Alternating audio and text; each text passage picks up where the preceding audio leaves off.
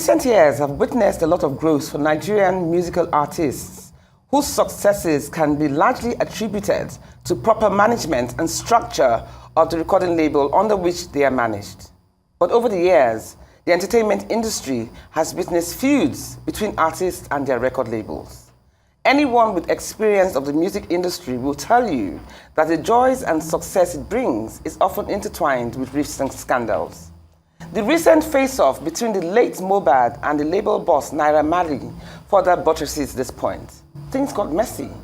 Mohbad was led to depression by his oppression. He wrote several songs with lyrics like, "Brother, when I'm there no more, people will love me more," which eerily predicted what eventually happened to him. We have watched in anguish what the young man went through mentally, emotionally, and physically, and we wait with abated breath for the outcome of the police investigation on justice for Mohbad. Never has the harrowing underbelly of the music industry been this exposed. The cause of his death, the exhuming of his body, not to mention several videos of foul play, has created a heightened frenzy all over the world with accusing fingers pointing at his former record label boss, Naira Marley, and also Sam Larry. Why is this face-off between record labels and their artists becoming more rampant? How can the ship be steered to avoid such disturbing circumstances? What can be done to ensure such travesty doesn't happen again? So many questions begging for answers. We will pause here for a moment and take a look at the following special report, which tries to encapsulate the interesting relationship between artists and their recording labels. The conversation around record deals being signed by artists have always been a major concern in the music business. Some artists fall prey to exploitative contracts out of desperation. That conversation has been brought to the fore recently after the demise of former Malian Records artist Mohbad. Before his death, the artist was said to have been going to court in order to get his songs from the label. However, questions surrounding his death has been brought up by the general public as fans demand for the Nigerian police to investigate the issues. A peaceful procession to pay tribute to the late singer was held in Lagos as fans staged a peace walk from Lekki Phase 1 to Muri Okonola Park in Victoria Island, where a concert was held in his honor. Celebrities like Dotun, Chike, Zlatan, OGB, Davido, just to mention a few, were present to pay their respect to the late rapper. Record artists and talent managers at the concert had a few things to say about exploitative deals being offered by some labels. With artist record label relationships, for me, I've had my own share of record label relationships. But I think with anything that, has to do with agreements, there are always guidelines. And I always just believe it's not a do or die. I'm sure if you sign a deal and there's a contract, then there are ways to go about it when you feel like your expectations in any part is not being met. And that's why there's a law and a contract. And, it's always good if people go by that. The best I can say is just, if you find yourself, signing any sort of contract, it goes beyond record labels. Any sort of contracts, just read between the lines, sort of be careful with whatever affiliations you're trying to put yourself in. About artists and record label conversations, you see, during the pandemic, I tried to have these conversations about artists and record labels because I own a record label and I've had my own fair share of disappointment and bad business in the music game. But I feel like the problem we're having between artists and record label relationship is enforcement of a contract. Now, with what happened to Mohbad, you understand, if he had things that he was uncomfortable with and he voiced out to the label and they didn't allow him express himself, that is a very wrong thing. And for them to have gone violent on him, trying to express himself about the things that he didn't like about his contract, that's wrong. So I feel like what should have happened is our industry right now has grown up to a point where we need like an ADR session within the industry where we are able to call up people who have disputes and not stand on one side and just try to solve an issue rather than the issue getting to a point where it is. And I'll tell you this, artists are the most depressed people already. Because of trolls, what people say about them on social media, the lies they hear about them on the internet, they're already depressed about it because, it's difficult to see lies about you and you cannot speak about it. And even if you speak about it, it's twisted, let alone someone, bullying you, causing physical harm on your body. Like, that's really wrong. So I feel like this is a turning point for us. As the late rapper Mohbad lives on through his music, fans and music lovers can only hope that those responsible for his death be brought to book. His sojourn in the music industry and label woes will serve as a deterrent for artists accepting record deals that not only put them in harm's way, but also exploit their talent. Ikena Kingsley, Arise News. Oh, every time I look at this, I might see Mohbad. Every time. Anyway, before we start this conversation, we're heading for a short break, but stay with us. When we come back, we intend to switch gears and introduce our distinguished guests, entertainment industry icon K Solo and renowned entertainment lawyer Yemisi Falaye. Perspectives will return in just a moment.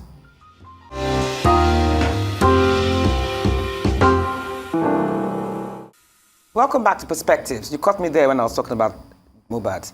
Now, moving on to our guests. First off, we have Solomon Oyeni, artistically known as K Solo, a producer who has been in the industry for almost 2 decades and produced award-winning songs for the likes of Paul Play Gyro, Sonny Neji, Timaya, Banky W, Clever J, Mommy G, the late Kefi, amongst others. He has been a very prominent voice against the recent passing of Mohbad under controversial circumstances. K Solo has also spoken up several times over the matter. Also joining us for a look at this very important discussion is Yemisi Falaye, an entertainment lawyer with over 15 years experience in the bar. Yemisi currently works at the Temple Company Limited and heads the legal and business development department of the company. Prior to joining the Temple Company though, Yemisi headed the entertainment law group of the largest law firm in Nigeria, Denton's ACAS Law. She has over the years garnered in-depth experience in providing premium legal advice and representation to individuals and organizations in Nigeria's entertainment industry, which include film, music, theater, art, television, radio, publishing, and digital media. Yemisi can proudly boast of working with a large number of A-list clients. She's regarded as one of the most influential entertainment lawyers in Nigeria. So good to have you, Yemisi, and you, quintessential K Solo, on Perspectives. Thank you. Many thanks for joining us. Thank you. Thank you.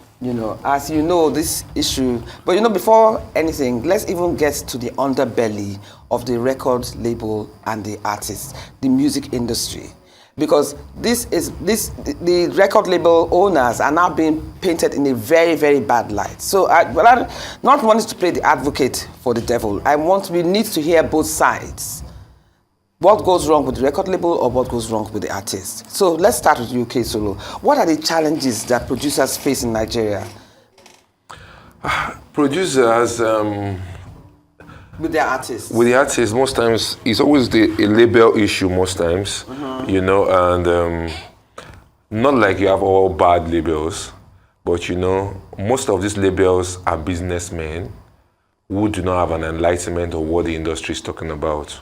They see the industry. So are you talking about the record label owners now? Yes. They see the music industry as where they are going to put money, like where you want to buy rice and gari and you must get a return at a particular time. And music doesn't function that way. But by the time you're a record label owner, you should know that, though, shouldn't you? A lot don't know. You know why? Because there are people that work with them because of their own benefits and left. There's some people that actually, like, let me say, Prometa, for example, they come meet you, like, you have money, bro, you can invest money into this industry. I have a boy that sings, they do all that, which is not a bad idea, trying to bring investors into in industry. But they don't paint them the real picture of what the industry should sound like.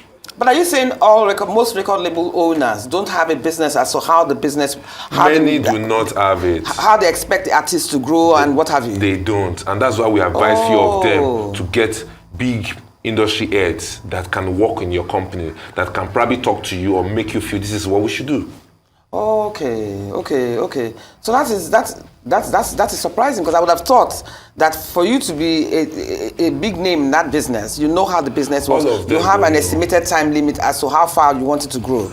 Ask for a label owner now. A label will tell you that, okay, I've been doing business for a while. But in the real sense of it, the business you're doing, is it music business? Music business is different from regular business. If you ask her, she can tell you as a lawyer that being a crime lawyer is different from being an entertainment lawyer. Yeah, but what I'm saying is that whatever business you're doing, whether it's music, whether it's football, whether it's whatever it is, you have an estimated timing and say, okay, we will invest in this artist. In the next 1 year or 2 years, we expect you to make, like you said, you can't just put money down and expect that the first album will be successful. You must have a projection, and you'll be talking from experience. Yeah. Where you have an artist, because you are selling or you are looking at the talent that the artist has, and you are projecting that with enough investment, enough promotion, blah, blah, blah, this artist will grow to a certain level. So if you don't have any idea how that grows, how do you expect? So for me, I mean, from experience, I would say that is right to an extent, but some of them, if not most of them, actually have an experience. Maybe not an experience, but they gather people who have experience, who can advise them. I've represented a number of record label owners, or record label itself, where I've literally guided them on what to do. Guided the record labels on what to do with the artists. Yes, on what to do with the business, and then what to do with the artists. And what to expect, expectations, exactly. Okay. Record label is a very capital intensive business. So you drop lots of money, but at the same time, you must be able to manage your expectation as a record label owner. You are not going to drop 50 million naira today and expect that in the next 3 months or after the first single, you begin to recoup your 50 million and then some. It doesn't work that way. As a business owner, like you rightly said, it is advisable for you to manage your expectation, have a full grasp of what is obtainable in that industry you want to invest in. A lot of labels where they go wrong is, see, even when you have a label, some even have managers that manage the artist, which is a brand. Now, when you're managing a brand, you see people in the same industry will come meet you up and say, okay, after this single, the artist is supposed to be having a show, should be getting this. We are going on the break now, and then we'll come back to the sources, because people really need to know the backstory of what has just happened. So please don't go anywhere. We'll be right back soon. See you soon on Perspectives.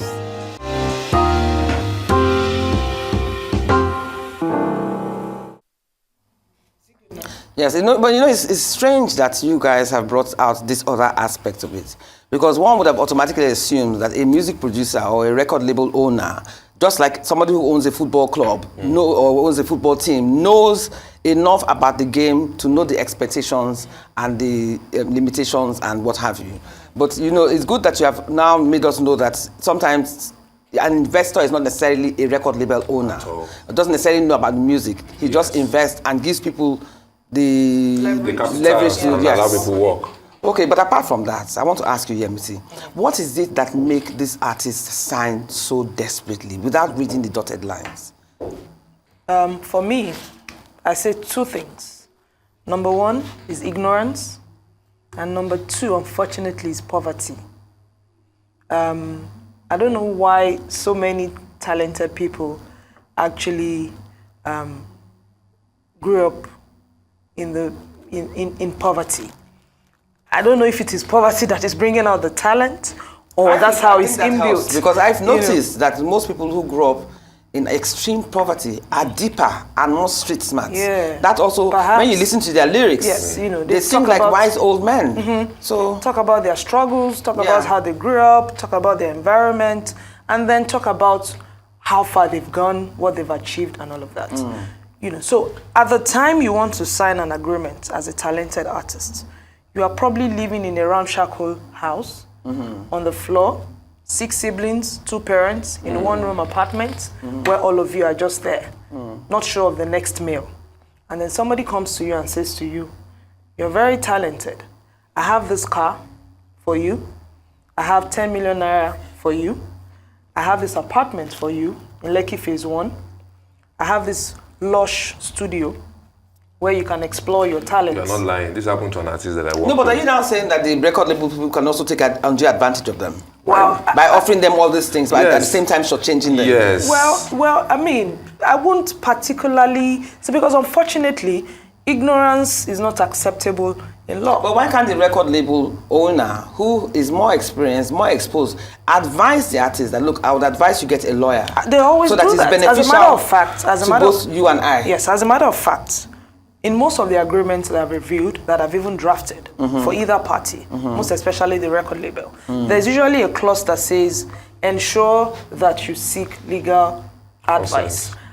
And there are actually some record label owners, particularly in the Western world, where they actually they would ask the artist to nominate a lawyer, and they will pay for the lawyer. You see what I mean? But does that happen in Nigeria?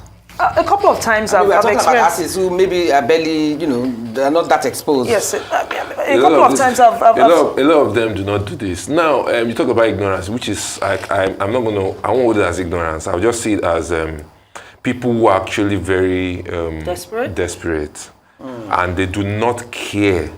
There are a lot of them in my DMs, in my email, saying, bro, I just want to be seen. Once I get to that point, I'm good to go. So they just fly it. Some of them, we advise some of them, go see a lawyer. They will tell you, the lawyer is taking too much. He said it should take him 3 days to read. Like, bro, let me sign this agreement. We need to go. Some people fight the lawyers. Yeah. I've had so many, of course. I've had so many clients say to me, yo, Yemisi, you're doing too much. Let's sign this and just, let's get over it. So out of desperation, out of ignorance, out of lack. Okay, now that you mentioned that, let's also talk about when the record labels now actually clash with the artists. What bullying tactics, I'm going to ask you this, Kesolo, because we're eventually going to get to talk about Mohbad, but what bullying tactics did they use to deprive the artists of getting airwaves? First, there's always a talk about cabals. There's always been a talk about cultism. There's been a talk about all this in the industry. It's not been now, it's been for a very long time. And you see the media plays a very huge and dangerous role in this. How? Now, for a record label who is establishing, now as a link in Abuja, in Port Harcourt, in Lagos, whereby when they want to distribute their songs for airplays, they go through that link. That's their cabal. Now, when the artists fall out with the record label, they just simply talk to that same cabal again. That song must not fly. Wow. You understand? And for people who have been on payroll, they are not playing it. So you see, the media is playing a major role in this. Now, I've grown to a point to tell a lot of Nigerian artists, like, you want to go a label, it's not a bad idea. But you see what? If you still stick to the terrestrial, because that's the terrestrial power they always used on them. If you keep on that terrestrial, you will end up not even getting what you want to get in life, in the industry. Now, I asked 2 questions. Do you want to just blow and be popular, or you want to make money? If you want to make money, there's new age media, which consists of Instagram and all that platform, whereby YouTube, Spotify, you can do adverts on your song. As I said, I haven't told them to the point. They're saying that the role of a record label is becoming less and less relevant. Yes. Well, so if you understand, I'm saying that's why if you want to pick one of them, going with a record label is not a bad idea. They build a good foundation for you as well. With the right ones that have the right platform. E.g., like Marvin. Marvin have this platform, as they have this solid platform that when you make even maybe when you're not there anymore, you still have a foundation, So that put together is part of the point. But if you want to make money, instead of going to make a DJ that will collect $1 million for you to slot your song on the airwaves, and you might not even see your song because they work with a cabal, and your boss don't belong to that cabal. Let me give you guys a quick story. This happened to Timaya. When I brought Timaya out, and I started promoting Timaya, I brought a song to a particular radio station on the mainland. Maybe I should just mention Beat FM, and I met a friend, which is Olisa. Olisa was supposed to start playing that song, and he came back to me, I think, 3 or 4 days after, and said, this song can't go on the radio because of this. And if you listen to Timaya when it started, it was like a Mohbad.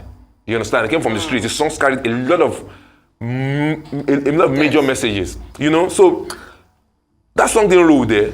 I went back home. We felt very bad, and we had to sit down like, okay, let's put this song on the streets. Now we started from street DJs, Alaba Mix, few radio stations like Star FM, radios on the mainland. They started eating this song back to back, and it became a hit.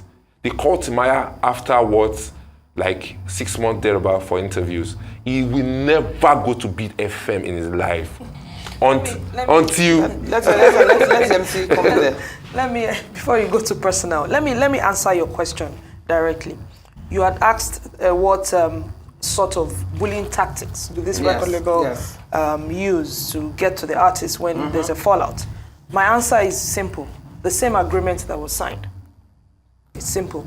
And that's the safest way, the legal way for these record labels to, in quote, bully this artist. For instance, as an artist... So, in other words, from when they sign, they're already at a disadvantage. Well, yes, absolutely. Can I ask a question from you? Can I ask you a question? Yeah, I will, but let me just finish Okay, we'll my go on a point. break now. When we're right back, we can continue with that question.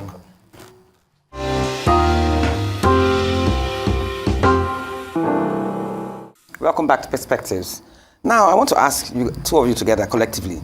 Remember in those days, there used to be a board called P-Man or something, and I remember they had artists and they were all registered under. Yeah. Can there be a board? How can the government get involved, and how can a body be created as a mediator of sorts? So that when things like this happen, do you understand, somebody must be called to order.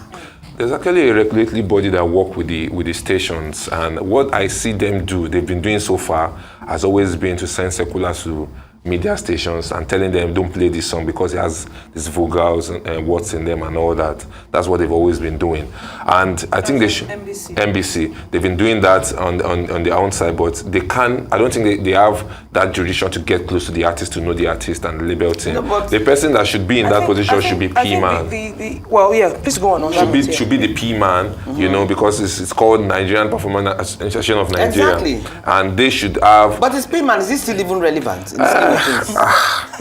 Well, I would say that it's relevant. They are but working. The major problem... They are working, but I'm shocked that they've not been any statement from them. The major problem with P-Man is the fact that even these artists find it, they don't take it seriously. I mean, because it's outdated and well, it has not been perhaps, time. You know, it's like movies and the Oscar. The reason why they are not taken seriously is because they have devalued themselves. They've That's what I'm saying. They've not put a value on what they do. It's not properly structured. And besides, you have to move with the times. You have to stay current. And few people have come together and give themselves positions and say, okay, we are this. And you know, in this kind of body where people need structures. Now you are doing P-Man. P-Man should have the reggae musician involved, the gospel artist, the Islamic artist. No, it should. That's what I'm saying. But you know, when you have a P-Man whereby in the P-Man, the person who is heading it is probably a gospel person or not a gospel person. Oh, come on. I'm just telling you. No, but I'm going somewhere. But you need to, these things you guys want to throw behind actually matter. No, let me. Because when everybody find a sense of belonging. Must the head of the P-Man being a musician? No, I'm just telling you. Yes. That's that. See, the reason I'm asking is that the head of the Oscars now, for instance, is not necessarily an actor. The head is a musician. Well, it's Oscar awards. I mean, for the MP man. I'm not sure. But must you be a musician? Is what I'm saying. To be the head. I'm not sure what the constitution of the P-Man says about what your question is. But as of now, the head is an artist, a performing artist. Who is even the head, sir? Pretty. Sorry? Pretty Mike. No, not Pretty Mike. There used to be a group called Pretty and Junior. Oh, that year. Oh, okay, the Pretty and Pretty. But how effective are they? I mean, what role do they play in the music industry now? They are doing their best, but you know, because Nigerian artists do not see a value they bring on the table, they are not part of them. Do they actually bring value to the table? But that's what I'm saying. Did they bring value to the table? Exactly. That's what we should ask. They preached a lot to me at a particular time and telling us what they could do and what they would do. But you know, few of us do not believe in what they're doing because behind we still see a lot of them. They see these bodies as where they put themselves in and they have... okay, but what is even the essence of P-Man? If you can educate us on that. The essence of P-Man is to protect the interests of performing artists in Nigeria. But then they limit it to their members. Oh. So if you're not a member, you perhaps will not be able to enjoy the benefits of P-Man. But as it is, you know, like the standard problem in Nigeria, enforcement. The constitution is there, the body is there. I was just going to ask that. So, if P-Man was playing the role he was supposed to play, and Mobat, for instance, was a member, what could they have done? As at now, there should at least be a press release. One body or the other has been releasing press releases, but we haven't even heard anything from P-Man. Whether or not this dude was a member, the fact that he was a performing artist, you should at least say something. It's just something to show that the government or the body is concerned. But that's to show you how. I want to ask another question now before we get to Mohbad, because that's a very pressing issue. It's the big elephant in the room. Are there ways that contracts can now be made where it's not such a long term?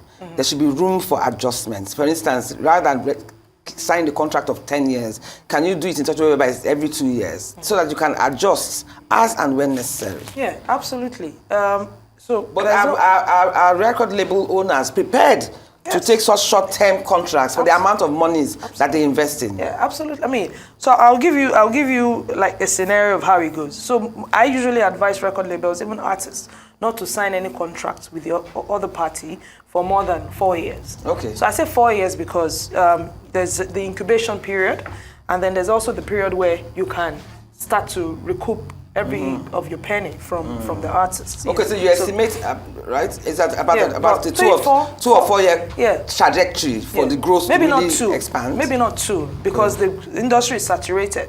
So for your voice to be heard, you need to work extra hard. You need to spend lots of money. So I would say 4 years. I usually advise initial 3 years and a compulsory 1 year renewal. Okay. After that, you can let the artist go. However, you should also be able to share.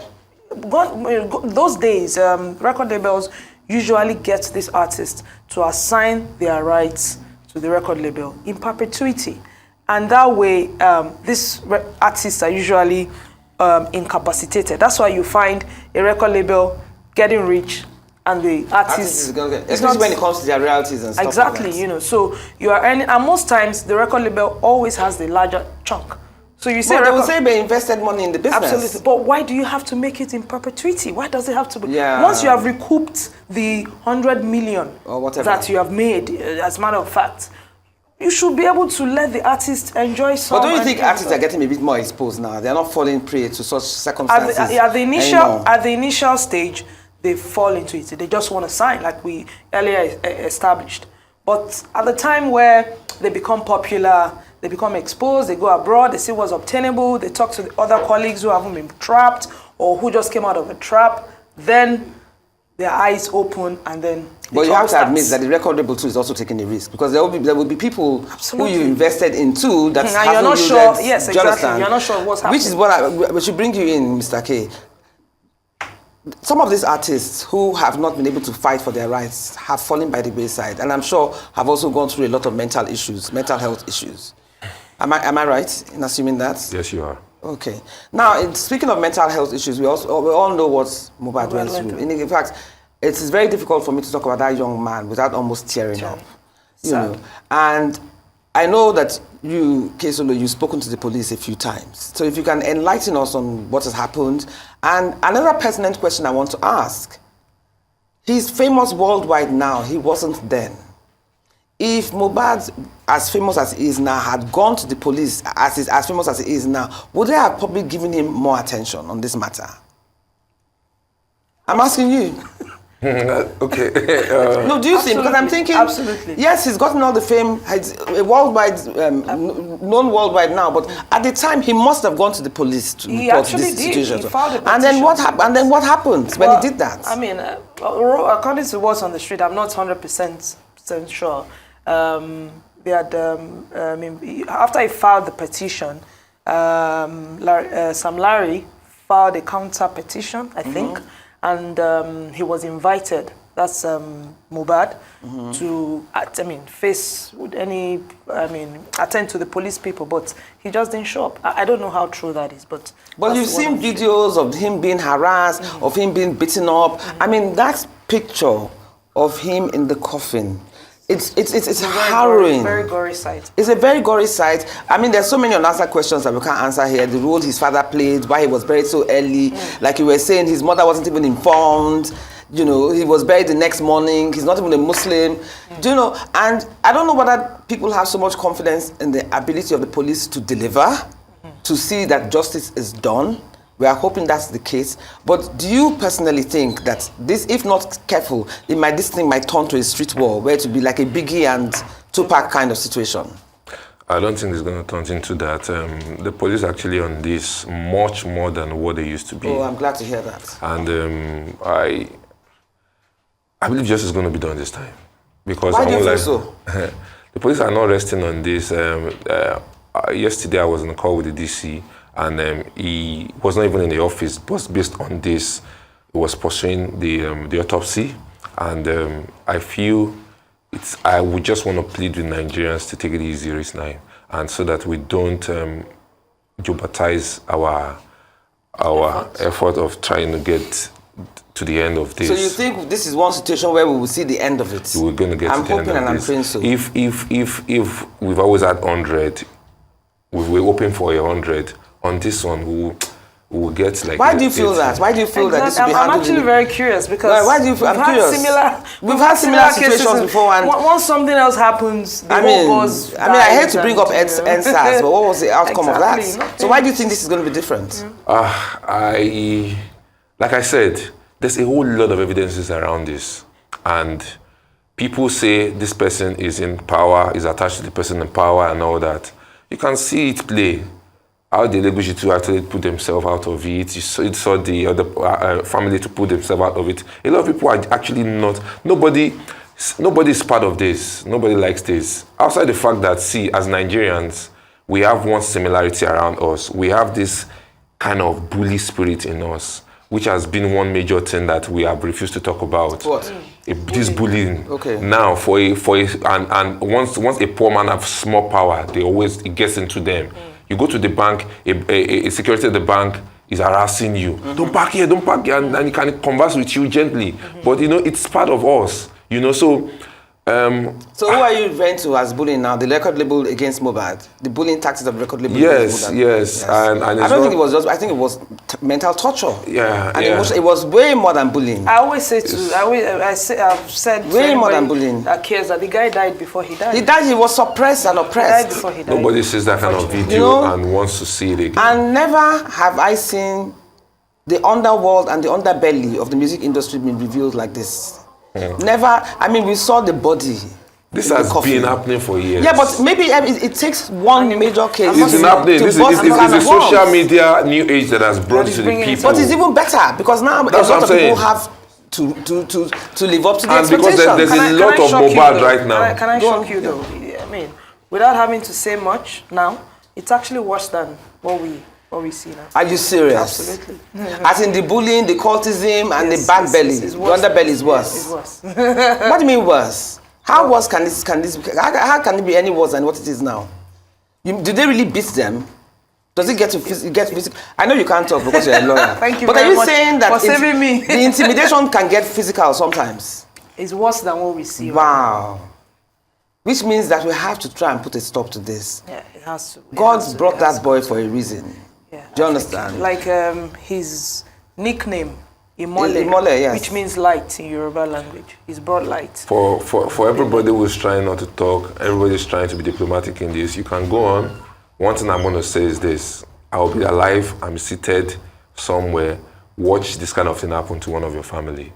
Because a lot of people are not talking, a lot of people have been acting funny, a lot of people have been... No, but people have been doing a lot of talking. A lot of people, the people will know. Now, you just... but isn't that the essence of the police coming into the picture? You see, the lawyer just said something now like, thank you for, because the lawyer, she can't talk. You get what I mean? Okay, so because that thing is for me. Now, the humanity part of us is dying. No, please, you're not being fair. No, I'm being, yes. No, you're not being fair. You're not being fair. She's a lawyer. Okay, let me keep quiet too. No, she can't just come on air and make accusations where she doesn't have. It's not accusations now. I'm saying that you can buttress more points. It's going to save more people. But the people who are handling the case can buttress these points. Let me give you. But these are the people that you just talked about. People do not trust in them. I'm just like sitting there. I'm telling you guys that police will do their job. And people are like, are you sure police will do their job? I'm not sure, but you yourself haven't said much. But I told you that they will do their job. They have a whole lot of evidences. See, exactly. I'm not a police officer. What he has to do with? I'm not an enforcement agency. What he has to do with? No, it's not about the enforcement now. I want everybody to put their voice together in this. But they are putting their voices together. Let's put our human in this. No, but that's not fair because everybody now the lawyer is lending their voice. Now the lawyer, let me tell you one thing again. I do not, if you don't want to believe this, I'm sure one day you call me and tell me that we wanted to say this thing, but I'm shutting you down. Now, a lot of lawyers are part of people who write that terrible agreement. You're a good person. And you can't compare yourself with the right person. Calm down. We're not the enemy. We are sharing one voice. I'm not the enemy. So I don't represent Slovan. Let's go on a break soon. We'll be right back on Perspective. See you soon.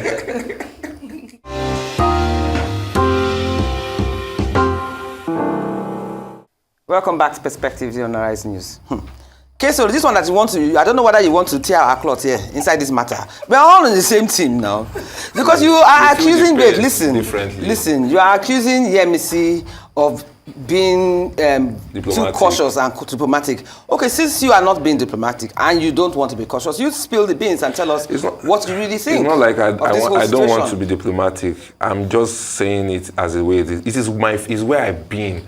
I've been in this job for 28 years. Okay. So what are you trying to say that you feel that she's not saying it? Okay. Now, a lot of artists need to... she has said a lot that actually made a lot of sense, but I feel like it is high time we bring into art software. I said this while, before now, she's a good person, and that's why she could talk about these things she's saying. Some of these contracts that have those clauses that tie these artists down is being issued by another lawyer too. Check Kiss Daniel as one. Kiss Daniel has sought issue with his label, and he had to even change his name because even his catalog, he can't lay hands on it. You understand? Now move forward, move backward again. So is it not Kiss Daniel anymore? It's not KIS. It's now KIZZ. That's his name now. So you can tell how long that has been. Now check Kenny's music. You understand? When they also had Two-Face Idibia. Till today, I can tell you that the catalog for African Queen belongs to Kenny's music. You understand? Because of clauses in that agreement too as well. You understand what I'm saying? So the point is, artists should not look at the pain and the hunger in their belly to sign this contract. That's one. And two, media too are part of the people who are actually making this thing happen. And I will never remove them, because there used to be a time whereby media is guided and some things can't fly. Thank God for the new age media, and that's why I'm here today too. That's why we can speak our mind and tell people and lecture them what's happening. Now, for the police are doing what they are going to do. They are doing more than what people are expecting them to do. We're just trying to retrieve some of information from the airwaves so that people, they don't just jeopardize the investigation. What do you mean retrieve? As in, don't let them fly? Yes, like the plans, like this is what is happening, this is what's happening. Okay, they don't want to keep the people updated because they don't want it to and that's the reason why a 2 weeks was placed on it. And I say it every day on my platform, like, you know what? Let's wait for that 2 weeks. Your hunger, we'll see it. Okay, what if after those 2 weeks they don't get the desired results? Let's wait till 2 weeks before we know what to say. Can I say something quickly based on what he has said? He has said that lawyers that actually draft these contracts, blah blah blah. But I must say that lawyers are like God. You know, when the Bible says that there are two ways: the narrow way, the wide way. There's light, there's darkness. You choose. That's how lawyers are. If you tell me, I want you to do so and so, I would legalize whatever instruction you've given me, and then I'll let it go. What's your point here? Exactly? So my point is, the lawyer would draft an agreement to suit his clients. Well, to suit his client after guiding the client appropriately, after advising and issuing a proper opinion on the client's instruction. And at the end of the day, you have to follow your client's instruction. But excuse me, I want to ask, how can a client who is semi-illiterate, who is not that exposed, and the only talent he has is his music, how can he guide the lawyer on what to write? No, on what so to type? Shouldn't it be the other way around? I'm not going to. If an artist says to me, Yemisi, I don't care what you have to say, I am signing this agreement. But you can advise and tell the person, do not do this because ABC. After so much advice. Like, this is slavery, don't even join it. After so much advice. So you are pointing out 10 million naira a car. So has this happened several times? Absolutely. Where the artists have changed themselves because of desperation. Guess what? Even the established, I have quite a number of established clients who will say to me, Yemisi, you are doing too much. Oh, guess what? Are you serious? She's talking now. Guess what? Some of them would do things behind my back because they know that. Is it the record labels that are saying you're doing too much, or is it the artists that are telling you you're doing too much? No, I won't specify. Some clients. Generally. I have clients who will say to me, Yemisi, you are doing too much, relax your nerves. Some of them will do these things, go sign, or strike the deals behind my back. Then come back for you. And then when they get into trouble, but guess what? I don't mind. Selfish me, doesn't mind because it means more money, more relevance. For me, I So cannot sometimes force even their anybody to do ignorance, anything. in their ignorance, they would go against what is what the good, their own good, what is best for them. Yeah, absolutely. Because What they is want best- immediate gratification. Exactly, that's the point I was going to Yes. say. They will go against what is best for them in the long run. They are immediate. Short-term gains for That's long-term all, whatever. yeah. Penny, there are cases, the adage that says penny wise, pounds foolish. Pound foolish. You want But the- in Mobile's case, was it that he signed a contract long-term and then he wanted out because he wanted a different manager? If I lied to you that I overheard recently that he didn't even have a major contract. Oh, he didn't have a major contract. So I heard too. So why did they have so much hold on him then? So Why now, were they... that's another problem. Talking about unsigned contracts. Most of these guys usually allow friendship. He always plays. Yes, it plays a very major role. Some of them, we suffer together. I'm now established, I'm popular, I have money. We are both talented, come join me. And then they don't sign contracts. But then at the end of the day, I mean, up to something in goes this day and age, they're actually liaisons like that where I've there's been no a contract victim of signed. that too. I never signed from beginning to until. Okay, when so I how grew. do you now, is it by just based on trust that you say, okay, if we sell this or whatever, Gentleman's agreement. Gentleman's agreement, you take handshake, 60, I and all take that. 40. That's kind of what a thing. lot of us did when we were growing. But then if it hits the roof, then that's when the That's when Yemisi start. comes to the But if picture. in his own case he didn't sign any contract, then it shouldn't have been too difficult for him to leave. Well, according to his lawyer, not verbatim now, I'm not quoting him verbatim now, there's actually a case in court regarding his royalties. He actually sued, yes, his catalog. He actually sued the record label, I forget, Malian Music, to recoup his catalog. Apparently, nothing has been recouped. Nothing. So he had not gotten anything in terms of royalties from So them. what Maybe was that's the why he truth? even decided to change his manager. Not that we know, but we're not sure. Oh. That's so sad. But I really think that the police can really do something, and this time take it to a logical conclusion, because nerves are too raw. That's what. If that happens, it's going to Redesign and reshape. Yes, it's going to lay a very solid precedent. Yes. Yes, He for probably took the sacrifice of this poor man. Yes, to and make I'm that hoping, happen. that his death will not be Be in vain. It will not. Yes. Justice for It would Mohbad. definitely not be in vain. Thank I you so promise. much. Thank you so much, K Solo. Thank you so much, Yemisi, for joining us today on this very sensitive topic. And it's something that we're all very passionate about. And we really pray that we can see the end of it and see the Amen. logical conclusion. Anyway, justice for Mohbad is not just about him anymore, because each time a man stands up for an ideal or strikes out against injustice or loses his life for a cause, he sends forth a tiny ripple of hope. And these ripples build a current that can sweep down the mightiest of walls of oppression. There may be times when we are powerless to prevent injustice, but there must never be a time when we fail to protest. In such instances, we must all be aware of the change in the air, however slight, lest we become unwitting victims of darkness. And of course, as I always say, life is a learning curve. You've been watching Perspectives here with me on Arise News. My name is Ruth Osime. See you next week. Thank you very much.